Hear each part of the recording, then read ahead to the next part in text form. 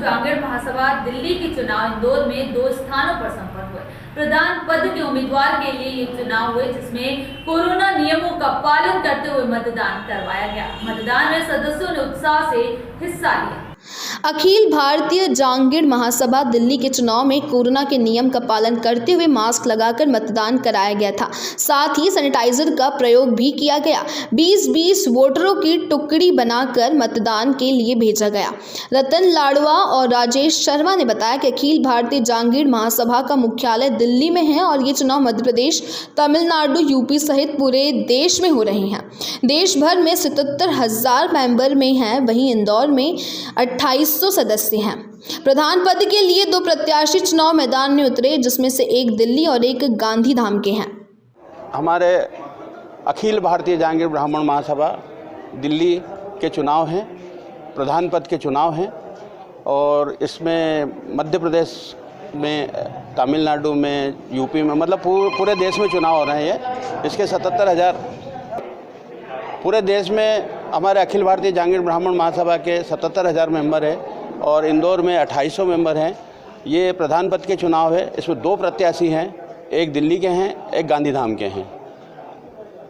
हमारी संस्था सामाजिक एकता, संगठन एवं शिक्षा के ऊपर काम करती है और इसका मुख्यालय जो है दिल्ली मुड़का में है और बाकी अनेक प्रदेशों में इनके खुद के मुख्यालय, प्रदेश मुख्यालय भी हैं।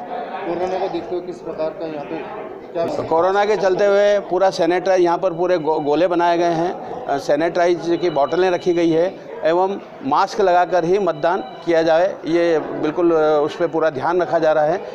अलावा 20-20 वोटर को ही बुलाया जा रहा है, बाकी को होल्ड करके 20-20 का टुकड़ी बनाई जा रही है। सिर्फ 20 से 25 वोटर ही अंदर आ रहे हैं बस। आपका नाम बताएं। रतन लाडवा, इंदौर। देखिए, नगर निगम चुनाव जो हैं, आज वही स्थिति फिर आएगी कि ईवीएम को जिम्मेदार मानेंगे। ईवीएम छोटी बड़ी हो गई, सारी चीज़ें हो गई, पर इससे अभी भी कांग्रेस के पास में बड़ी पार्टी है, मौका है, चुनाव का बहिष्कार करना चाहिए। आज की तारीख में जो देश के अंदर परिस्थितियां उत्पन्न हुई हैं, लोकतंत्र के चुनाव नहीं हैं। यहाँ बेईमानी, ताकत, पैसे का दुरुपयोग यही चलेगा। गलत हाथों में सत्ता जा रही है।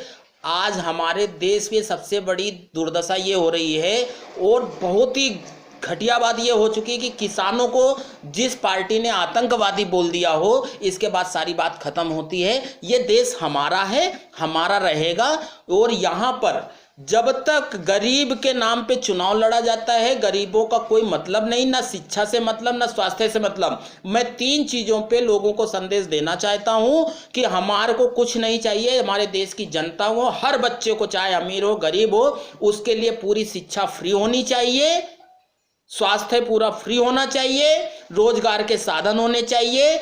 आज जो इन्होंने पूंजीपतियों के लिए काम निरंतर कर रहे हैं, उनकी व्यवस्था के लिए सरकार जनता से लड़ रही है। आज देश के किसान चाहता है कि 20 रुपए किलो आटा मिले आम जनता को, लेकिन मोदी सरकार को ये चिंता है कि 150 रुपए में आटा कैसे बेचना है। जब तक इस देश के अंदर सही आदमी, अब पूंजीपति आदमी आ गया तो वो अपने रोड के ठेके लेने के लिए चुनाव लड़ता है, आम जनता के लिए नहीं लड़ता। लाल बहादुर शास्त्री जी जैसे लोगों को आज भी हैं हमारे देश के अंदर, आज भी किसी में कोई कमी नहीं है, लेकिन सही आदमी को पैसे के अभाव में चांस नहीं मिलता और देश की दुर्दशा होती जा रही है। और धर्म की ऐसी चटनी चटाई है कि आदमी को आने वाला वक्त ये आएगा 5 साल के अंदर कि आप एक शर्ट का कपड़ा नहीं खरीद सकते, पैंट नहीं खरीद सकते, क्योंकि आपके पास पैसा नहीं रहेगा।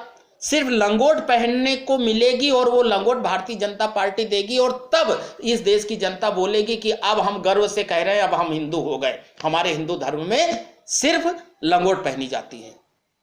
धर्म से बाहर आए और शिक्षा को अपनाएं। शिक्षा सवालों को जन्म देती है।